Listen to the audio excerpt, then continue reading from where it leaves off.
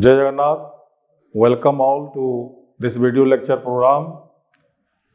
I am Dr. Vibhuti Kalyan Mahakul, Department of Political Science and Public Administration. I want to talk on the topic Democratic Decentralization in India, Unit 1, that is the meaning and significance of democratic decentralization. So first let me introduce the democratic decentralization. To understand our modern political world, we must first look at a major failure of the 20th century. Until the 1970s, there was a global confidence in the centralized state. We believed that big top-down governments were the only way to manage a complex society. However, that confidence was shattered. The oil shocks of the 1970s, the financial crisis of the 1980s, and the dramatic disintegration of the Soviet Union in 90s all pointed out one truth, that is centralized planning. It was so rigid, it could not breathe, it could not react to local realities. This failure gave birth to a global strategy, decentralization. We moved from command and control to empower and involve. Today, we will look at how this shift changed the face of governance, particularly in India. So first, let me speak on democratic decentralization. Democratic decentralization is a system that aims to distribute power and authority to local governments, ensuring that decisions are made closer to the people they affected. It is based on the principles of subsidiary, citizen participation, and local autonomy. The objectives include fostering local development, empowering communities, and improving service delivery. So now, let us define what is decentralization. What do you actually mean when you use this word? The scholars like Crook, Manner, and Ribot define it as the transfer of powers from central government to lower levels in a political, administrative, and territorial hierarchy. But it is not just a simple handoff. It is a process designed to achieve three things: efficiency, equity, and democracy. So now we see it in two primary forms: administrative decentralization. Here, power moves to lower levels that are still responsible upward to the center. Think of it as management efficiency. Second, political or democratic decentralization. This is more radical. Here, power is transferred to local representatives who are responsible downward to the people. As the World Bank noted, by the late 90s, over 80% of developing countries were implementing these shifts to bring government closer to the citizens.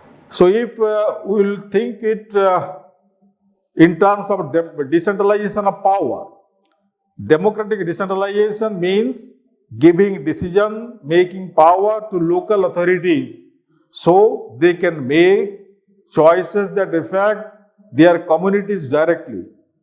It focuses on involving citizens, promoting community leaders, and solving issues that matter most locally. So if we will consider about different dimensions of power, three dimensions of power are important. Like, for decentralization to be successful, It cannot be one dimension. It requires three pillars to stand. First one, political decentralization. This is the legislative side.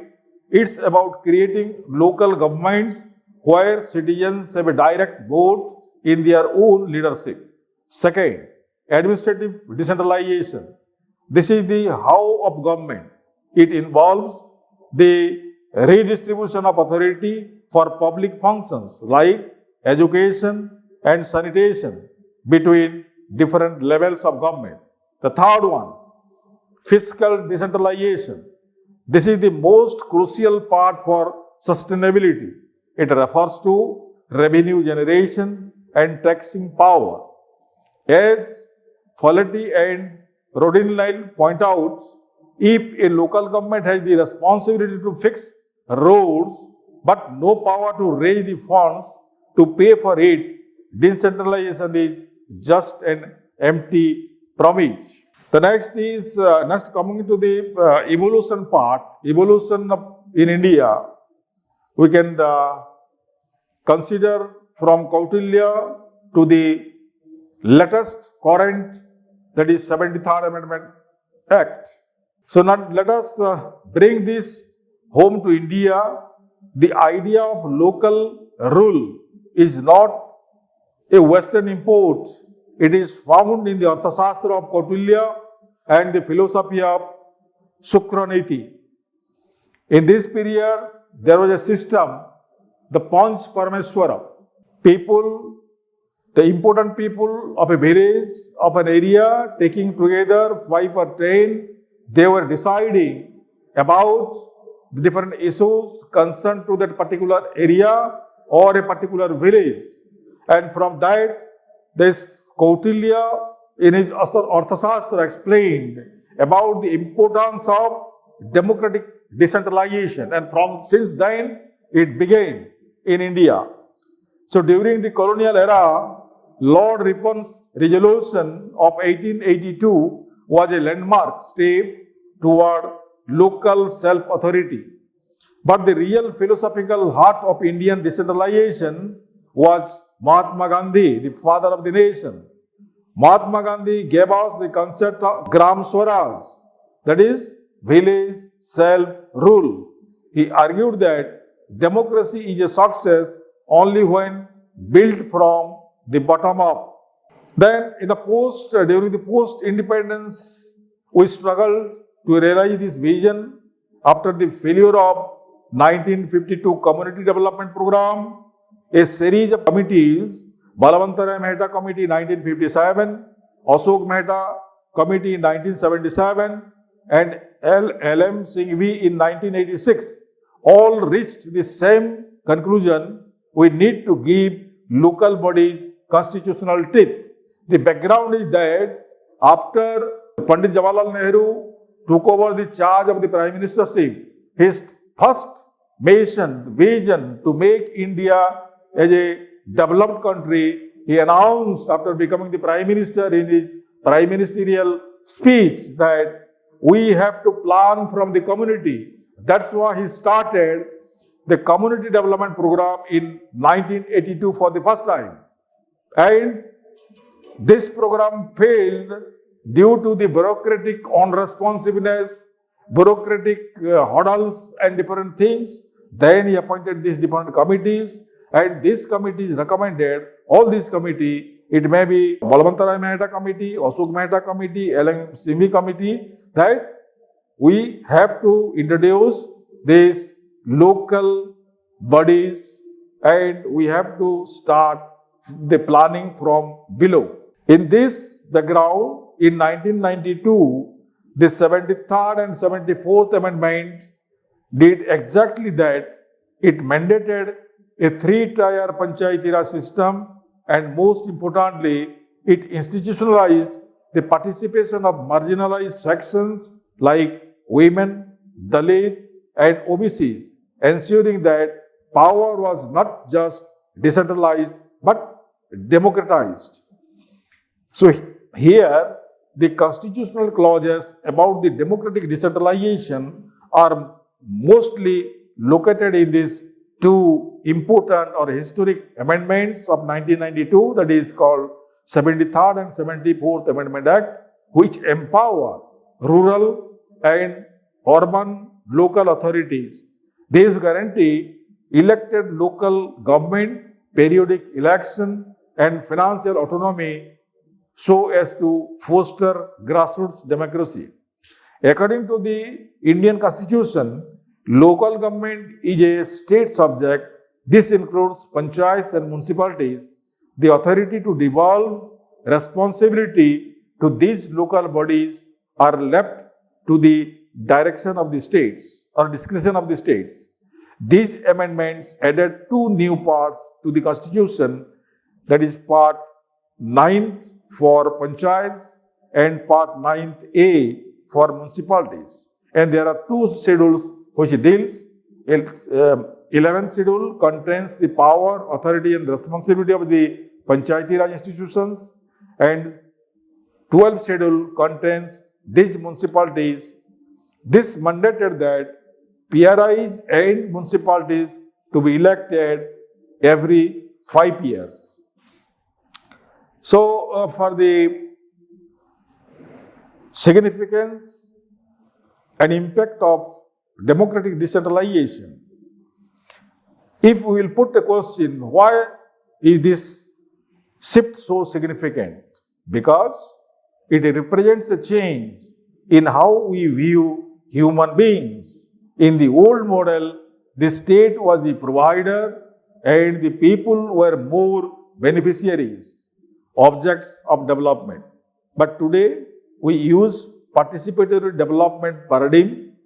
Decentralization reduces relativism and allows for tailor-made plans. If a village in Odisha needs a tube well more than a paved road, decentralization allows them to make that choice. In this regard, that if we will analyze the advantages of democratic decentralization, the benefits of democratic decentralization are more democratic decision making, delivery of services, faster and more efficiency, and policies that are more responsive to local needs. It promotes local democracy and participation, improves accountability and responsiveness, fosters self-reliance and innovation, enables tailored development, improves access to public services, increased participation of marginalized peoples. But despite these advantages, it has also challenges. It is facing some challenges. So far, the democratic decentralization in India is concerned. Weak institutional capacity of local government, lack of funds and fiscal autonomy, limited technical know-how, dominance of local elites, low citizens' participation, capture of political parties, weak implementation of law and policies, resistance from bureaucracy, issues of equity and inclusiveness. With this, we can say, as Robinson noted in 2007, decentralized service delivery is now the key determinants for less developed countries like India to achieve their Millennium Development Goals. It makes the state more accountable, transparent, and flexible. It brings administration to the doorsteps of the people. So we can summarize now the conclusion. A government, to summarize, democratic decentralization is the most successful alternative model for grassroots development by focusing on the 3 F's: function, functionaries, and funds. We empower the local unit. As the World Summit of 2002 declared, local government cannot afford to be in opposition to an interconnected world. The bottom-up approach is more persuasive and more democratic. It ensures that the development process is not just an instruction from above, but a living reality that is in the truest sense of the people, by the people, and for the people. Thank you again.